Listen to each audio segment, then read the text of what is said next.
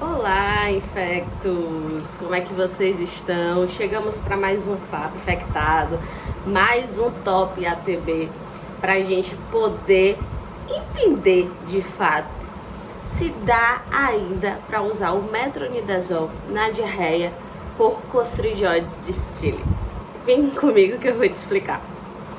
Para quem está caindo de paraquedas aqui nesse podcast, eu sou Ana Elisa, médica infectologista, mestranda em microbiologia e utilizo aqui esse espaço, as redes sociais, para que a gente possa estar desmistificando, facilitando o ensino da infectologia, tá bom? Veja só, galera, antes de mais nada, peço para vocês que se vocês não me seguem lá no Instagram, no @papoinfectado, vão lá me seguir, porque eu tô sempre compartilhando a minha rotina, ensinamentos também lá no Instagram.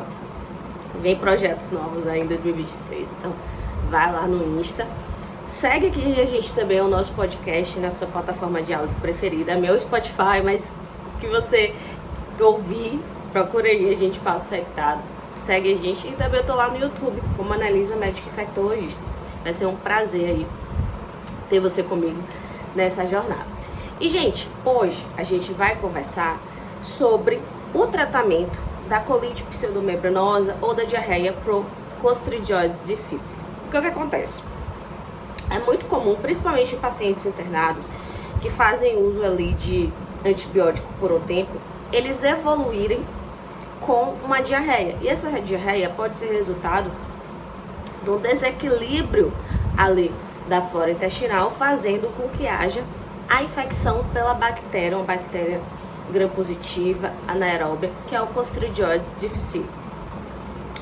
Por muito tempo, a gente já tratou essa diarreia com o metronidazol, certo? Só que nos últimos guidelines, principalmente das sociedades americanas, eles passaram a advogar o uso da vancomicina por via oral como prioridade nesses casos. E aí, o que eu tenho visto na prática médica? Na residência, no setor de infectologia, na enfermaria de infectologia, os meus preceptores utilizavam, assim, pacientes leves a moderados, a gente continuava usando o metronidazol, deixava a vancomicina mais para casos mais graves. Mas nas enfermarias de clínica médica, o pessoal já ia logo pelo guideline e falava, não, vamos começar já com a vancomicina oral.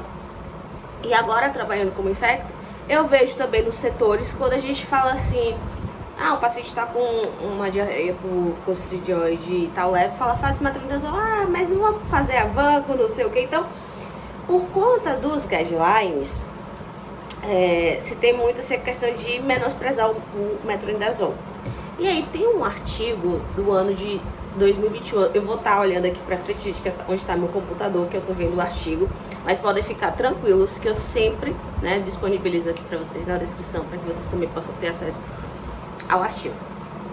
Eu tô aqui com um artigo de fevereiro de 2021, que é um artigo brasileiro.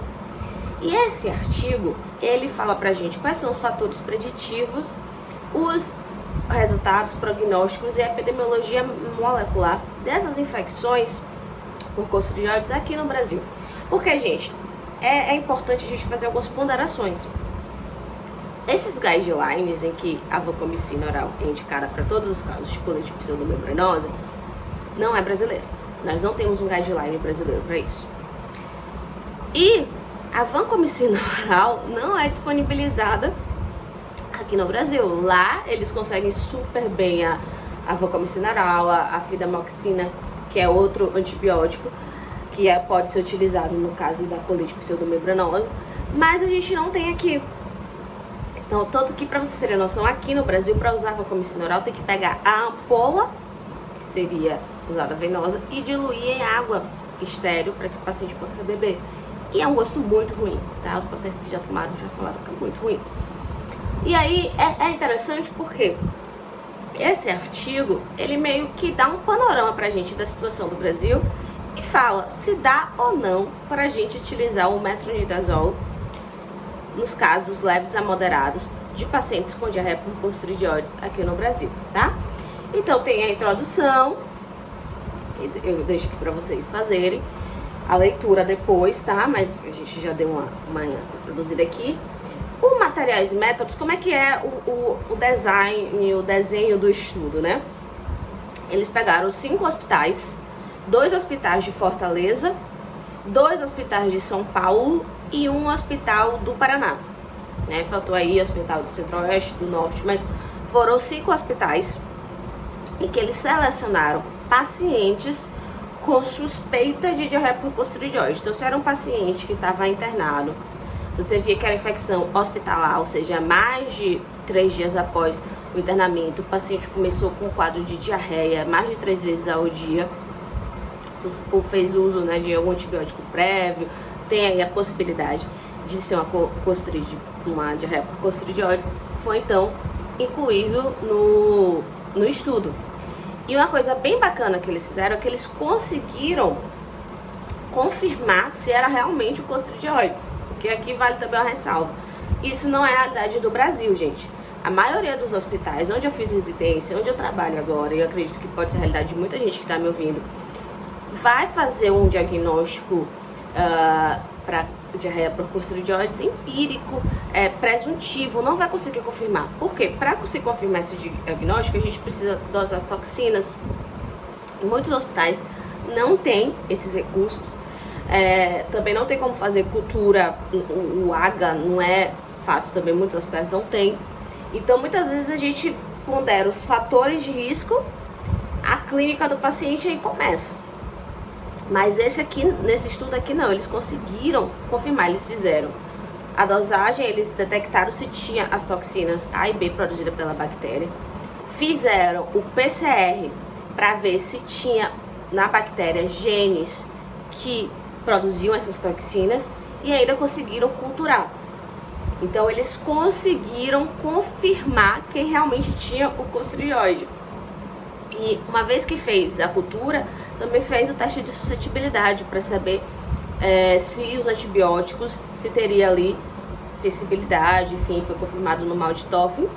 Foi muito bacana isso, porque eles conseguiram realmente confirmar. Então, pegaram os resultados baseados nos pacientes que de fato tiveram a diarreia por clostridiose, certo? Aí fizeram toda a análise estatística, o valor aqui estatístico de fato confiável com P menor que 0,05. Então, eles pegaram amostras de abril de 2018 a julho de 2019.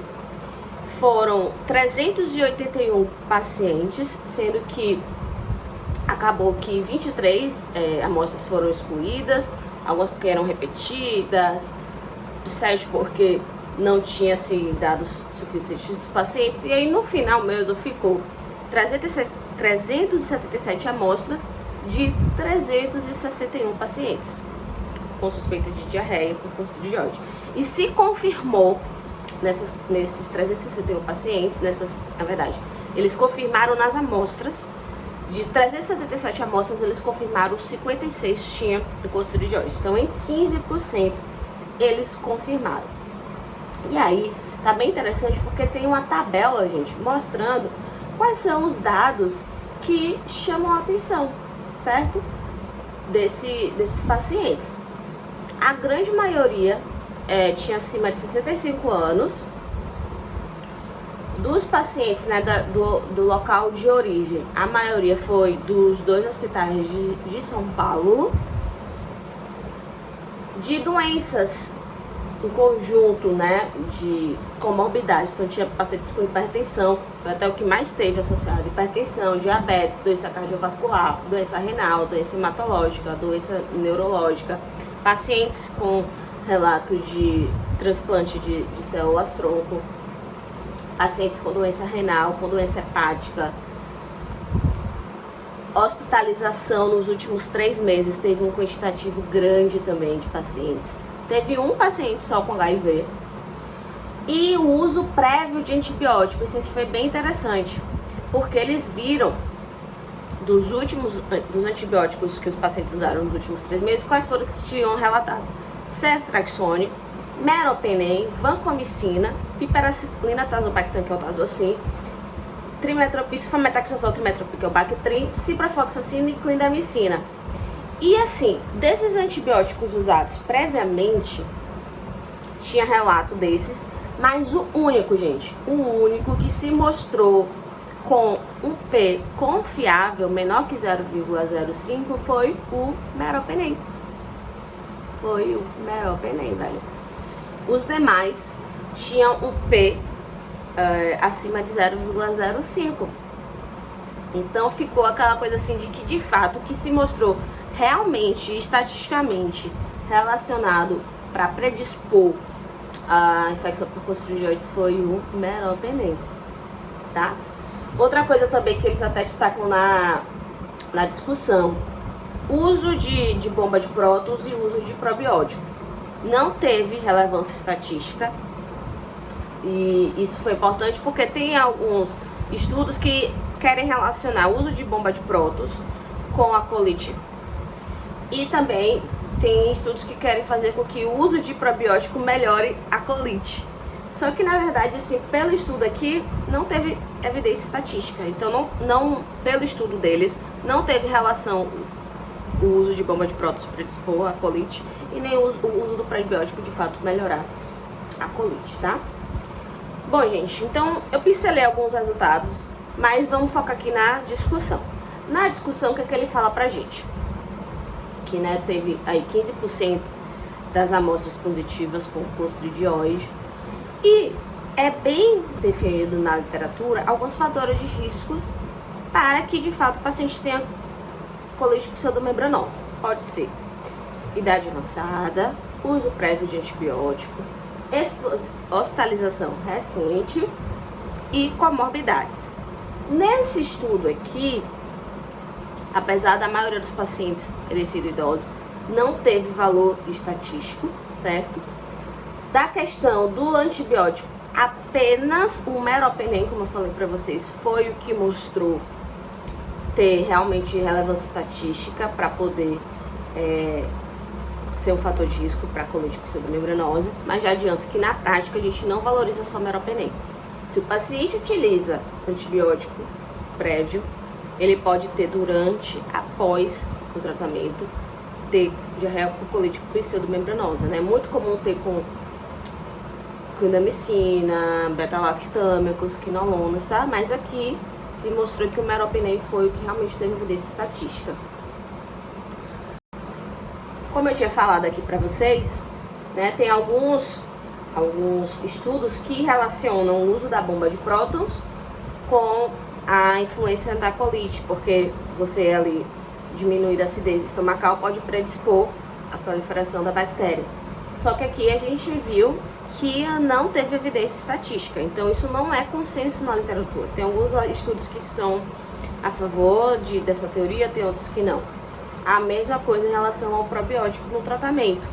Tem estudos que mostram que o uso do probiótico foi bom, tem outros que não. Esse aqui, esse brasileiro, não mostrou, tá? Ter aí de fato uma melhora.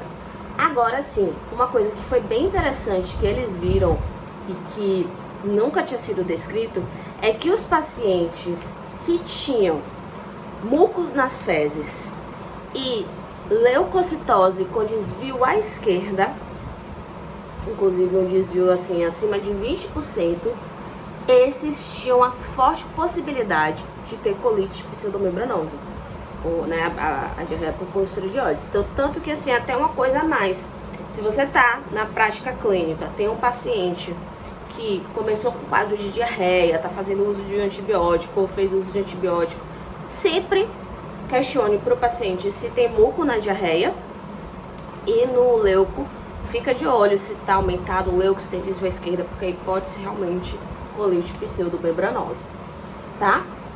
Outra coisa interessante é que teve, assim, pouca relação de HIV com colite pseudomembranosa nesse estudo, tá? E aí vem o ponto aqui, né, que é até a chamada do nosso episódio aqui. E o tratamento? Dá pra fazer com metronidazol? E, gente, a maioria aqui dos pacientes com diarreia por clostridioides não severa, ou seja, leve ou moderado, foi tratado com metronidazol e teve excelente sucesso, tá? A taxa, o que eles falam aqui, ó, 78%, dos 78% que recebeu o metronidazol, 80% de sucesso e apenas 14% de recorrência, certo? E aí, aqui eles falam justamente o ponto que eu quero trazer para vocês. Gente, olha só, esses guidelines com vanco oral não é brasileiro, a gente não tem um guideline brasileiro, então aqui a gente já não tem essa formulação, tem que fazer a diluição direitinho, certo? Inclusive, vou até abrir aqui para vocês, porque assim, isso virou até uma pergunta pro Conselho de Farmácia, tem na própria internet, porque perguntando se é eticamente correto você fazer essa diluição para poder dar a vancomicina oral para o paciente. E aí eles responderam que sim, que poderia. Agora tem que ser feita de forma correta essa diluição. A diluição que eles falam é de pegar a ampola e diluir em 200 ml de água potável, tá? Isso é uma informação importante para a prática. Mas enfim, voltando. Aí assim, no artigo ele lembra pra gente isso, ó, a gente não tem vanco oral.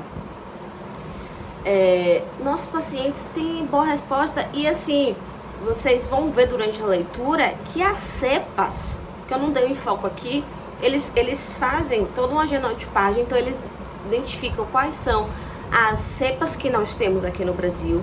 A gente não tem cepas com resistência a metronidazol nesse estudo. Óbvio que assim, não é um estudo que dá para fazer toda a epidemiologia brasileira, mas que dá para ter uma noção pra gente. As cepas aqui, elas tinham algumas cepas com maior virulência, mas todas sensíveis a metronidazol e a vancomicina. Então, lá fora eles já têm várias cepas e tal, mas aqui não. Então aqui eles falam, gente, ó, se for leve a moderada, dá pra você fazer, sim, metronidazol. É grave, é um paciente que tá grave, pô, faz associado com vancomicina oral, não deixa sozinho, segue guideline americano. Mas aqui, e era justamente até uma das justificativas dos meus staffs, né, dos meus preceptores na residência, de fazer metronidazol. Eu falava, gente, a gente sempre teve uma boa resposta com metronidazol, agora porque os guidelines de fora... Então isso, inclusive, fica até uma questão assim, a gente precisa fomentar cada vez mais as pesquisas para clostridioides aqui no Brasil. A gente precisa de um guideline nosso, tá? Porque justamente se mostrou que as cepas aqui ainda tem sensibilidade, beleza? Então tem que ter muita cautela, tá? Aí é que ele continua falando, né, que todos tinham sensibilidade a metronidazol, a vancomicina, nenhum tinha resistência, todos na verdade, né, tinham resistência à quinolona. E aí você pode até estar perguntando, quinolona usa para clostridioides? Não é o tratamento que a gente utiliza, tá? A única quinolona que a gente utiliza para tratar anaeróbio é a moxifloxacina, e que a gente usa pouco no tratamento, praticamente não utiliza não tem, né, guidelines aí que recomendem o uso da moxifloxacina no caso da diarreia por clostridioides. Mas eles olham a questão da resistência à quinolona porque se percebeu que pacientes com resistência à quinolona tinha maior, cepas na verdade, né, cepas com resistência bacterianas com resistência à quinolona tinham a maior chance de ser hipervirulentas. Então eles olham quais são essa resistência justamente para ver a questão da hipervirulência. Sobre um PS aqui, gente, eu tô falando algumas coisas sobre antibiótico terapia. Para quem não sabe, eu tenho um curso de antibiótico, toda uma metodologia com a discussão de casos clínicos, com questões, para que a gente possa estar aí aprendendo antibiótico terapia, saga antibiótica. Eu vou deixar aqui também um link para vocês, tá? Viram também que algumas cepas tinham resistência a macrolídeos, a clindamicina, né? A questão a gente também não usa macrolídeos, tá? Para o tratamento do clostridioides.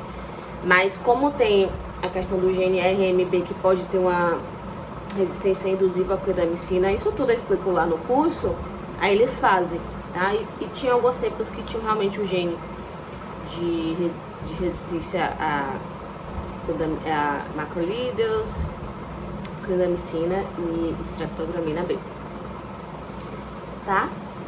Bom, e aí assim, ele fala qual é a cepa mais prevalente aqui, mas não tem Pra gente aqui no, né, só pra vocês saberem, a cepa mais prevalente foi a ST42. E aí, assim, é um estudo que tem limitações, porque não foi feito, foi com N limitado, né? Então, 361 pacientes, tinha que ter mais gente, tinha que ter uma coisa mais uniformizada, em que também pegasse hospitais do norte, do centro-oeste, mais hospitais, né? Não só hospitais públicos, mas também hospitais particulares. Mas é um estudo que dá ganho pra gente no sentido de que mostra de uma certa forma características do clostridium brasileiro,